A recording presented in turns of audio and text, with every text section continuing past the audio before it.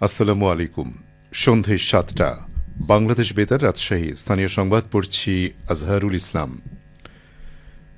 নির্বাচন সংস্কার কমিশন প্রধান ড বদিউল আলম মজুমদার বলেছেন, গণতান্ত্রিক উত্তরণে নির্বাচনী ব্যবস্থাকে পরিশীলিত ও কার্যকর করতে নির্বাচন সংস্কার কমিশন সারা দেশের সকল অংশীজনের সাথে আলাপ আলোচনা করে প্রস্তাব ও সুপারিশ করবে।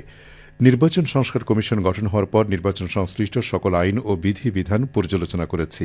এই পর্যালোচনায় অগ্রাধিকার চিহ্নিত করেছি এবং এই অগ্রাধিকারগুলোর ক্ষেত্রেই মতামত চাইব। আজ রাজশাহী জেলা প্রশাসকের সম্মেলন কক্ষে নির্বাচন ব্যবস্থা সংস্কার কমিশনের আয়োজনে নির্বাচন ব্যবস্থা সংস্কার বিষয়ক এক মত বিনিময় সভায় তিনি এসব কথা বলেন।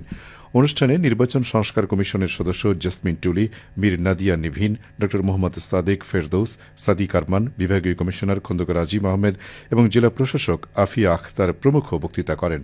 সভায় উপজেলা নির্বাহী অফিসার, বিভিন্ন জেলা ও উপজেলা নির্বাচন কর্মকর্তা, রাজনৈতিক ও সামাজিক ব্যক্তিবর্গ, শিক্ষক, শিক্ষার্থী, বিভিন্ন সরকারি বেসরকারি দপ্তরের কর্মকর্তারা উপস্থিত ছিলেন। রাজশাহী আঞ্চলিক লোক প্রশাসন প্রশিক্ষণ কেন্দ্রের সম্মেলন কক্ষে আজ রাজশাহী বিভাগের সকল নির্বাচন কর্মকর্তা ও অতিরিক্ত জেলা প্রশাসকগণের সাথে ভোটার তালিকা হালনাগাদ, খসড়া ভোটার তালিকা প্রকাশ ও জাতীয় পরিচয়পত্র সংক্রান্ত এক মত বিনিময় সভা অনুষ্ঠিত হয়। রাজশাহী বিভাগীয় কমিশনার খন্দকার আজিম আহমেদের সভাপতিত্বে আঞ্চলিক নির্বাচন অফিস আয়োজিত এ সভায় প্রধান অতিথি হিসেবে উপস্থিত ছিলেন জাতীয় পরিচয়পত্র নিবন্ধন অনুবিভাগের মহাপরিচালক এএসএম হুমায়ুন কবির। ভোটার তালিকা হালনাগাদকরণে সমস্যাযুক্ত সংখ্যা বেশি নয় উল্লেখ করে প্রধান অতিথির বক্তব্যে হুমায়ুন কবির উপস্থিত নির্বাচন কর্মকর্তাদের উদ্দেশ্যে বলেন, ভুল তথ্যযুক্ত জাতীয় পরিচয়পত্র সংশোধন এখন প্রধান চ্যালেঞ্জ। এনআইডি সংশোধনের সুযোগ দেওয়া হয়েছে বলে নাগরিকগণ আপনাদের কাছে আসে।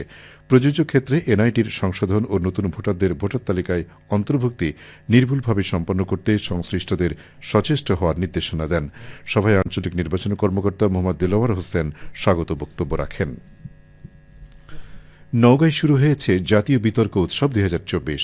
আজ ঐতিহাসিক পাহাড়পুর বৌদ্ধ বিহার চত্বরে ডিবেট ক্লাব অব নওগাঁর আয়োজনে উদ্বোধনী অনুষ্ঠানে অতিথি ছিলেন গণপ্রজাতন্ত্রী বাংলাদেশ সরকারের পররাষ্ট্র মন্ত্রণালয়ের সহকারী সচিব বিল মারুফ। সংশ্লিষ্টরা জানান, ৩ দিনব্যাপী বিতর্ক প্রতিযোগিতায় দেশের বিভিন্ন স্কুল, কলেজ ও বিশ্ববিদ্যালয় থেকে 10টি পর্বে মোট ৪৬টি দল অংশ নিচ্ছে। প্রতিযোগিতায় খ্যাতিমান ৪০ জন বিচারক দায়িত্ব পালন করছেন। উদ্বোধনী পর্বে নওগাঁ সদর উপজেলা পরিষদ হলরুমে আঞ্চলিক ভাষায় রম্য বিতর্ক প্রতিযোগিতায় ডিবেট ক্লাব অব নওগাঁর সদস্যরা অংশ নেন। উদ্বোধনী অনুষ্ঠানে অতিরিক্ত পুলিশ সুপার গাজীউর রহমান, নওগাঁ সরকারি কলেজের বাংলা বিভাগের অধ্যাপক ড শামসুল ইসলাম, রাজশাহী কলেজের ইসলামের ইতিহাস বিভাগের সহযোগী অধ্যাপক রবিউল ইসলাম ও অন্যান্যরা উপস্থিত ছিলেন। সভাপতিত্ব করেন ডিবেট ক্লাব অব নওগাঁর সভাপতি তানজিম বিন বারি। সিরাজগঞ্জের শাহজাদপুরে উপজেলা প্রশাসনের কর্মকর্তা ও বিশিষ্টজনদের সাথে মত বিনিময় করেছেন জেলা প্রশাসক মোহাম্মদ নজরুল ইসলাম। আজ দুপুরে শাহজাদপুর উপজেলা পরিষদ হলরুমে উপজেলা প্রশাসনের উদ্যোগে এই মত বিনিময় সভা অনুষ্ঠিত হয়। উপজেলা নির্বাহী অফিসার মোহাম্মদ কামরুজ্জামানের সভাপতিত্বে মত বিনিময়ে বক্তব্য রাখেন উপজেলা পর্যায়ের বিভিন্ন দপ্তর প্রধান, উপজেলা বিএনপির সাধারণ সম্পাদক আরিফুল ইসলাম আরিফ, প্রেস ক্লাবের সাধারণ সম্পাদক আলামিন হোসেন প্রমুখ। মত বিনিময়ে জেলা প্রশাসক বলেন, উপজেলা পর্যায়ে চলমান সরকারি প্রকল্পসমূহের স্বচ্ছতা ও বাস্তবায়ন গতি বৃদ্ধি করতে হবে। বিভিন্ন ইউনিয়ন পরিষদে প্রশাসক হিসেবে যে সকল কর্মকর্তারা দায়িত্ব পেয়েছেন তাদের সকলের সাথে সমন্বয় করে জনসেবা নিশ্চিত করতে হবে।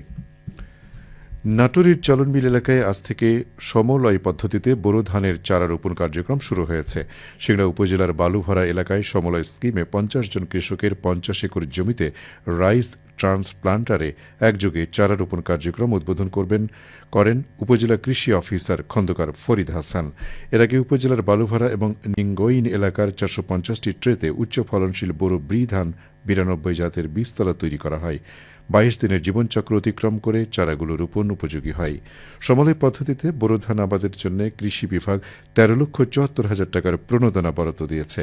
প্রণোদনা উপকরণের মধ্যে রয়েছে আধুনিক পদ্ধতিতে ট্রেতে চারা উৎপাদন, রাইস ট্রান্সপ্লান্টারে চারা রোপণ এবং কম্বাইন হারভেস্টরে ধান কর্তন সুবিধা এবং প্রয়োজনীয় সার প্রদান।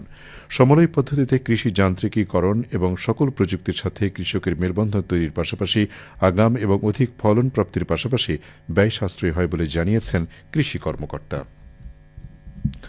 সবশেষে আবহাওয়া। আজ রাজশাহীতে সর্বোচ্চ তাপমাত্রা ছিল ২৬.৭ ডিগ্রি এবং সর্বনিম্ন ১৩.৫ ডিগ্রি সেলসিয়াস। সন্ধ্যে ৬টায় বাতাসে আপেক্ষিক আর্দ্রতার পরিমাণ ছিল ৮০%। রাজশাহী ও পার্শ্ববর্তী এলাকায় আগামীকাল সূর্যোদয় ভোর ৬টা ৪৭ মিনিটে। সংবাদ শেষ হল। আমাদের পরবর্তী স্থানীয় সংবাদ প্রচারিত হবে আগামীকাল সকাল ৮:১০।